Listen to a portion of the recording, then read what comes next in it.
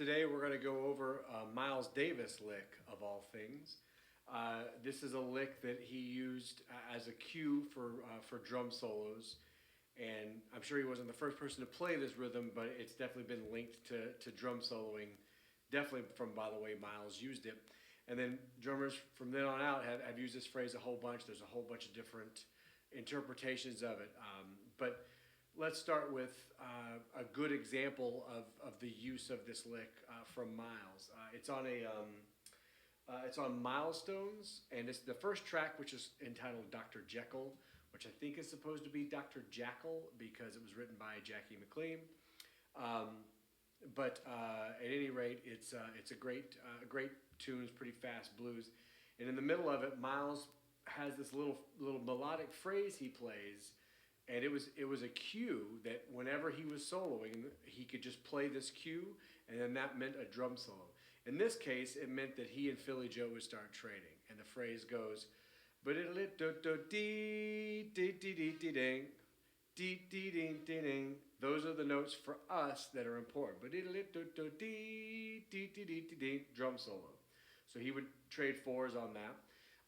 That happens, I think, around. It happens at the 1 minute and 22 mark from the little YouTube link that I'll link for you guys. He did it on other recordings as well and used it in other capacities. For example, it's on Four and More. It's on the track Walkin. This time with Tony Williams on drums. And the way he uses it this time, the exact same phrase, but when he plays it, then instead of trading, Tony just takes a whole solo. And at the end of the solo in Walkin', Tony plays the da-da-da-da-da lick as well to cue George Coleman, the saxophonist, to come back in and start soloing. So the lick itself is very simple. 1, 2, 3, 4, 1, 2, and 4. 1, 2, 3, 4, 1, 2, and 4. But it did do do dee 1, 2, and 4. So just playing that by itself works well. Right, just sneak it in like that. I'm playing stick on stick, but you don't have to, obviously. So it works so well anywhere on the kit, just with one hand. Like that.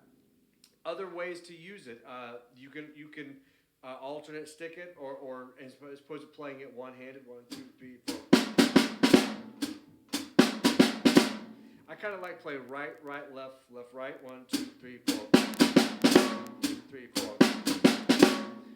But there's obviously plenty of other ways to stick it. There's a triplet version of it. There's a couple of triplet versions of it. So if we put it a little lower in the tempo, we want to kind of fill out some of those notes in between so it's not. We can tripletize it. One of the ways I like to do it is to, for the most part, play it right hand lead, but then I'm going to end on my left. 1, 2, 3, 4, right, left. Those are the accents. Right, left. 1, 2, 3, 4. 1, 2, 3, 4. Then you can also just alternate stick it if you're going to play triplets. 1, 2, 3, 4. 1, 2, 3, 4. Depending on the sound, the tempo, all those kind of things. But at a medium tempo, that I think works well because it kind of helps fill out that phrase. Another version of it is just to put a little rough in front of each one. 1, 2, 3, 4. 1, 2, 3, 4. 1, 2, 3, 4. 1, 2, 3, 4. That kind of squares it up a little bit. It doesn't have quite as much swing to it, but sometimes that's the effect we're looking for. So far we've got 1, 2, 3, 4.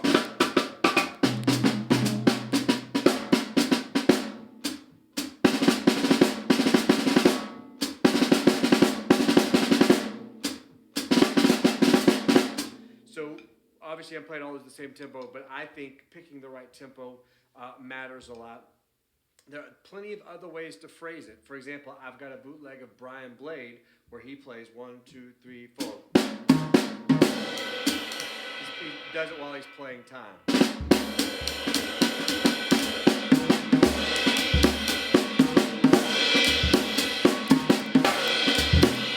You can also comp with it.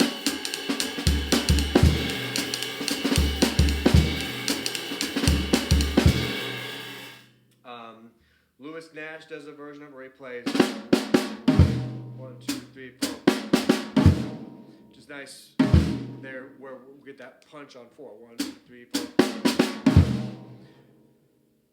Obviously, what we're looking for here is this. It's all just the same rhythm. Look at all the different ways that you can use it, and most importantly, because the rhythm swings so well, and it's such an identifiable rhythm, it's great to lock onto and have all those different variations. Because we're looking for inventive licks, but we're also looking for stuff that just works, man. And that lick just works.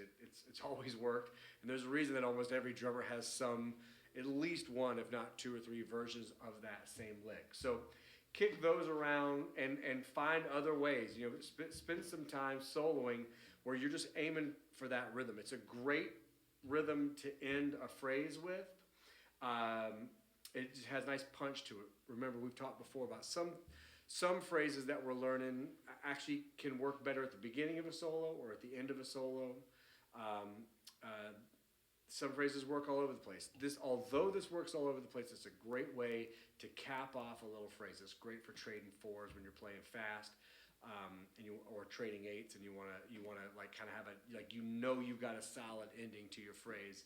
Be creative as you want, and then bang, and then you're back into time. So kick that around. Definitely listen to all the different ways Miles uses it, and go out and listen to a whole bunch of drum solos. You'll be amazed at how often you're going to hear this. All right, good luck.